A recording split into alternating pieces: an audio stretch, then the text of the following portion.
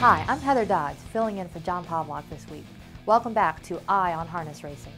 The futures of tracks in Ohio and Illinois hang in the balance. Lucky Jim was none too lucky in this past Sunday's Elitlopp draw. There was a new stakes record in the Max Hent Memorial, and wannabe drivers and trainers converged in Delaware, Ohio this past week. There is no doubt that the future health of harness racing in Ohio will rest with voters, who will decide in November whether video lottery terminals should be installed at the state's racetracks. One, Scioto Downs, called a press conference last week to lay their future on the line. We hope such authorization is part of a comprehensive gaming legislation that the General Assembly is now considering. Our very survival is at stake. We're losing money every day. Unless Scioto gets video lottery terminals soon, we may have no choice but to close this facility. In Illinois, the racing industry learned that a bill to legalize slots at tracks is on hold until after the November elections. Horse racing industry leaders met with Senate President John Cullerton on Monday, who told them that help is right around the corner. Supporters say there is likely enough support for the measure in both houses, but that other provisions remain controversial. In addition, the bill is opposed by owners of riverboat casinos, who of course don't want competition.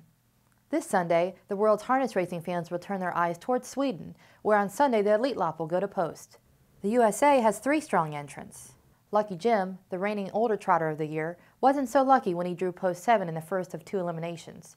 Enough Talk will draw support after getting post 2 in the second elim, and Lisa America, owned by U.S. Hall of Fame owner Lou Gaida, who beat males in the recent Oslo Grand Prix, drew post 6 in the second split.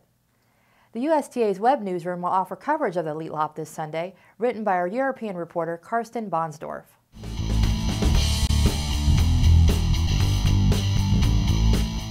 Students from all over America gathered this past week in Delaware, Ohio for the U.S. Trotting Association's driving school.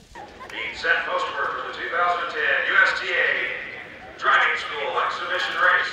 It all culminated in a race for the school's leading students, raced at Scioto Downs, in which the budding drivers were teamed with pros for what amounts to the school's final exam. Among them was Barney Chambers from Delaware, who before the race bonded with her mount, Raiders Rocky. I have a healthy nervousness right now, but I'm excited. Yeah, I'm excited. Yeah, a little bit nervous now, but it'll be fine. It's kind of like riding a bike, but I'm glad I got a driver with me. The race was won by the horse and driver who did not break 2:20. And as luck would have it, our pre-race interview subject caught up with our cameras once again in the winner's circle. What's it feel like to win? Fantastic. Oh man, he said we thought that we gotten it because the other person went 2:19 and it had messed up the time, and I was just like, wow. Congratulations to Bonnie and to all the driving school graduates. We often talk about how useful speed ratings are in handicapping. They are also handy when singling out some of the sport's top performers. This week, out of curiosity, we asked Trackmaster to list the highest-rated trotters and pacers from this past week. The top trotter was Scorpion Moon, who owned a 99 at Tioga Downs, and the top pacer was Real Joke, who raced to a 106 rating at the Meadowlands. We noted that none of these top 10 won stakes races this past week, meaning stars and bets may be found in overnights too. Of course, these speed ratings, considered official by the U.S. Trotting Association, are exclusively available to those who find a winning edge by purchasing Trackmaster products. At Trackmaster, it's all about winning. Powerful handicapping products built on official USTA data help you be the best horse player you can be. And free services such as StatsMaster and the Virtual Stable also put the odds in your favor. The winning starts at Trackmaster.com.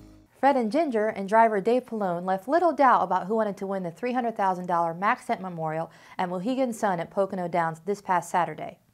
The pair went right to the top and decided the issue early, taking the sting out of Shark's Legacy, who was in the garden spot through the early going. The result was a new stakes record. Fred and Ginger needs the line. Peg Sweet trying to nail him. It is Fred and Ginger hanging on to win the Hent. The New Zealand champion Auckland Reactor made its highly anticipated U.S. debut this past Saturday evening at the Meadowlands. The fans sent him off at even money. That optimism, given that Saturday's race was his first in 5 months, proved unwarranted, and he finished 6th with Brian Sears in the sulky. Real Joke and the Minister of Speed in 1:47 and 3.